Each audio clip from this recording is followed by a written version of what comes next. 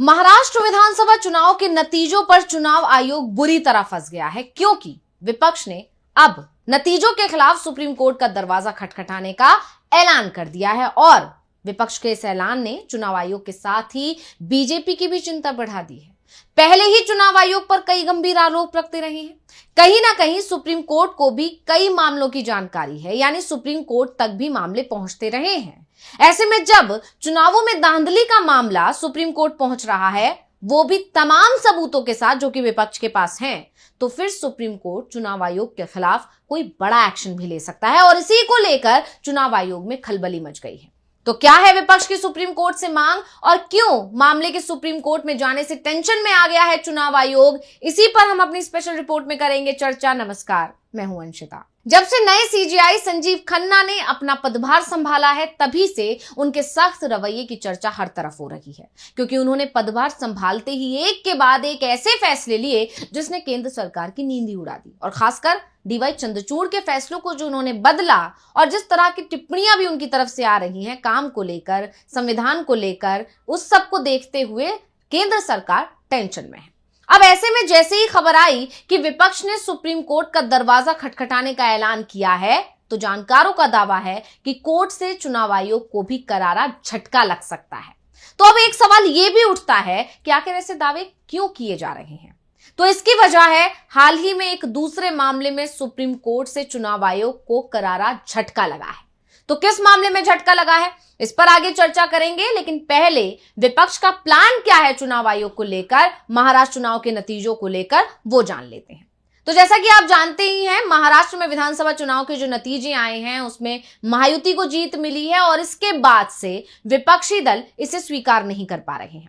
विपक्षी दल लगातार ये दावा कर रहे हैं कि चुनाव परिणाम में धांधली हुई है, ईवीएम में धांधली हुई है और ये जो नतीजे आए हैं ये जनता का फैसला नहीं है। यानी चुनाव परिणाम को लेकर विपक्षी दल आक्रामक दिख रहे हैं। अब एक तरफ तो महाविकास अघाड़ी के नेता इसे लेकर देशव्यापी आंदोलन की तैयारी कर रहे हैं, वहीं इसी बीच ये भी खबर आ रही है कि राज्य में हुए चुनाव में हारे हुए उम्मीदवार कोर्ट का रुख करेंगे। अब जानकारों के मुताबिक महाराष्ट्र में 20 से ज्यादा हारे हुए उम्मीदवारों ने कोर्ट जाने का फैसला किया है। इस दौरान वो वीवीपैट की जांच और ऑडिट करने की मांग करेंगे। अब विपक्ष ने ऐलान किया है कि वो सुप्रीम कोर्ट जा रहा है, लेकिन इससे पहले भी विपक्ष की तरफ से तमाम तैयारियां की जा रही हैं, क्योंकि इससे पहले कांग्रेस की महाराष्ट्र इकाई के प्रमुख नाना पटोले ने भी दावा किया था। उन्होंने दावा करते हुए कहा था कि हाल में हुए विधानसभा चुनाव के नतीजे पारदर्शिता की कमी को दर्शाते हैं। उन्होंने मांग करते हुए ये भी कहा था कि सरकार और निर्वाचन आयोग को चुनावी प्रक्रिया पर लोगों के संदेह को दूर करने की जरूरत है। उन्होंने महाराष्ट्र विधानसभा चुनाव के फैसले को लोकतंत्र की हत्या करार दिया था। तो अब नाना पटोले ने सोशल मीडिया प्लेटफॉर्म एक्स पर लिखा कि हमने सामाजिक कार्यकर्ता बाबा आढाव से बात की, जो हाल में हुए महाराष्ट्र चुनाव में इलेक्ट्रॉनिक वोटिंग मशीन यानी ईवीएम के कथित दुरुपयोग के खिलाफ पुणे में विरोध प्रदर्शन कर रहे हैं।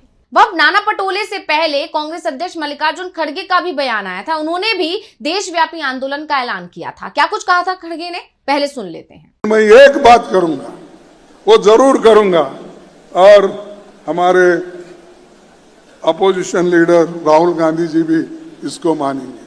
अरे हमारा सब जितनी भी शक्ति लगा के एससी, एसटी, ओबीसी, गरीब तबके के लोग, छोटे कम्युनिटी के लोग, ये लोग जो अपना वोट दे रहे हैं वो वोट फजूल जा रहा है।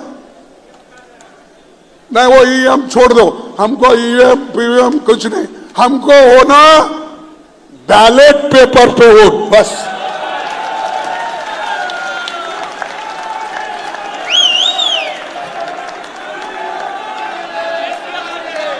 उनको वो मशीन उनके घर में तो रख लेने दो, या मोदी साहब के घर में रहने दो, या शाह के घर में रहने दो। अगर किसी गोडाउन में, अहमदाबाद में बहुत से गोडाउन बने हैं, वहां ले जाके रख लेने दो, हमको बस पेपर पे करो। और आपको मालूम होगा उस वक्त तुम्हारी हालत क्या है, कहां खड़े हो, उस वक्त आपको मालूम होगा। तो मैं ये अपने पार्टी के तरफ से एक मुहिम शुरू करना चाहिए सभी लोगों को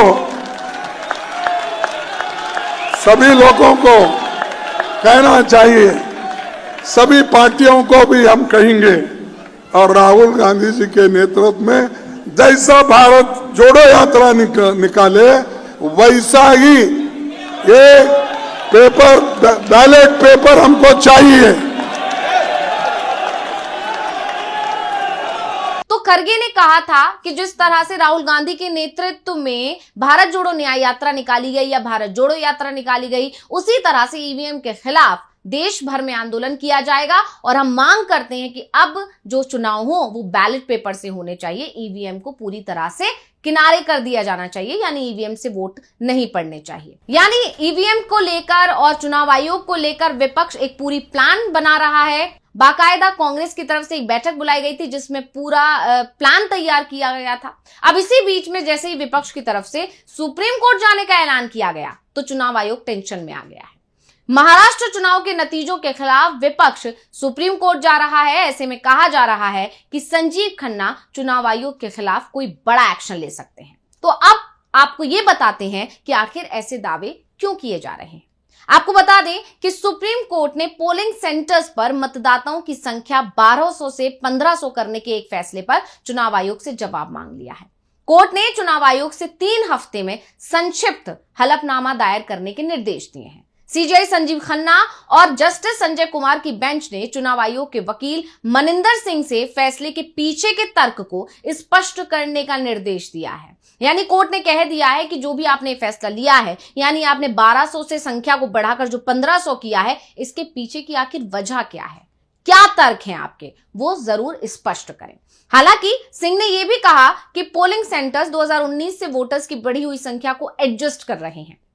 ये फैसला करने से पहले सभी राजनीतिक दलों की सलाह ली जाती है। यानी वकील की तरफ से तमाम दलीलें दी गई, लेकिन कोर्ट ने दलीलों पर ज्यादा ध्यान ना देते हुए अगली सुनवाई की तारीख दे दी है और अब अगली सुनवाई जनवरी 2025 में होगी। अगली सुनवाई से पहले याचिकाकर्ता को भी हलफनामे की एक कॉपी देने का निर्देश दिया गया है। वहीं इस पूरे मामले को लेकर जस्टिस कुमार ने सवाल भी पूछा कि एक पोलिंग स्टेशन में कई पोलिंग बूथ हो सकते हैं, तो क्या ये नीति सिंगल पोलिंग बूथ पर भी लागू होगी। दरअसल आपको बता दें कि इंदु प्रकाश सिंह ने एक याचिका दायर की थी जिसमें अगस्त 2024 में चुनाव आयोग की तरफ से जारी 2 फैसलों को चुनौती दी गई है।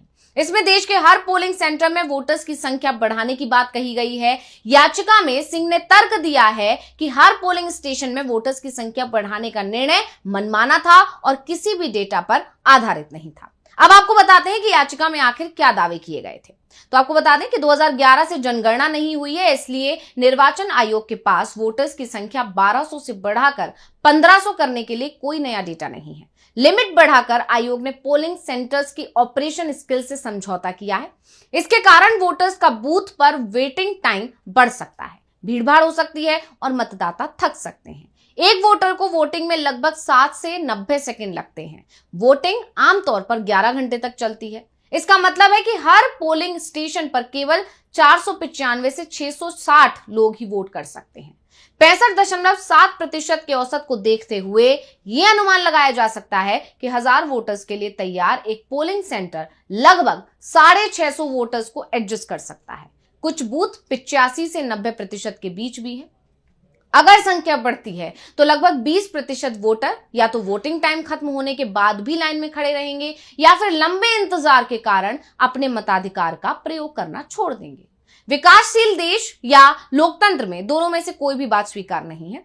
हर पोलिंग सेंटर में अपर लिमिट बढ़ाने की ये प्रथा वोटर को मताधिकार से वंचित करने के अलावा और कुछ नहीं है। नतीजतन हाशिए पर पड़े समुदायों और निम्न आय वर्ग के लोगों पर उल्टा असर होता है। खास तौर पर दैनिक मजदूरों, रिक्शा चालक, मेड, ड्राइवर, विक्रेता लंबे समय तक इंतजार नहीं करते क्योंकि इन्हें उस दिन की मजदूरी छोड़नी पड़ती है।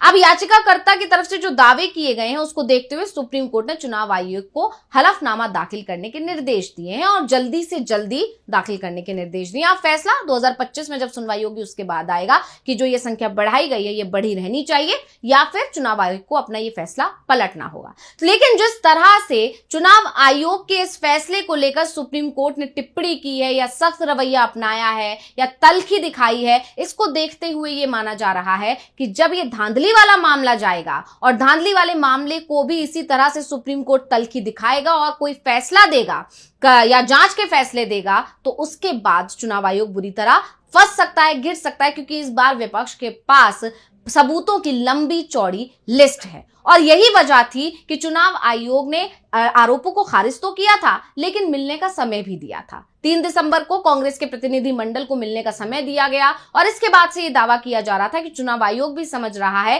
कि विपक्ष के पास जो सबूत हैं वो बहुत पुख्ता सबूत हैं और इन सबूतों के साथ अगर विपक्ष सुप्रीम कोर्ट पहुंच जाएगा तो चुनाव आयोग के लिए मुश्किल बढ़ सकती है। लेकिन अब जो खबर आई है उसने चुनाव आयोग की टेंशन बढ़ा दी है, क्योंकि विपक्ष ने ऐलान कर दिया है कि वो सुप्रीम कोर्ट जा रहा है। अब देखना होगा सुप्रीम कोर्ट क्या फैसला सुनाता है। तो ये रिपोर्ट आपको कैसी लगी, हमें कमेंट करके अपनी राय जरूर दीजिएगा। इसी के साथ मुझे दीजिए इजाजत। देखते रहिए डीवी लाइव। नमस्कार।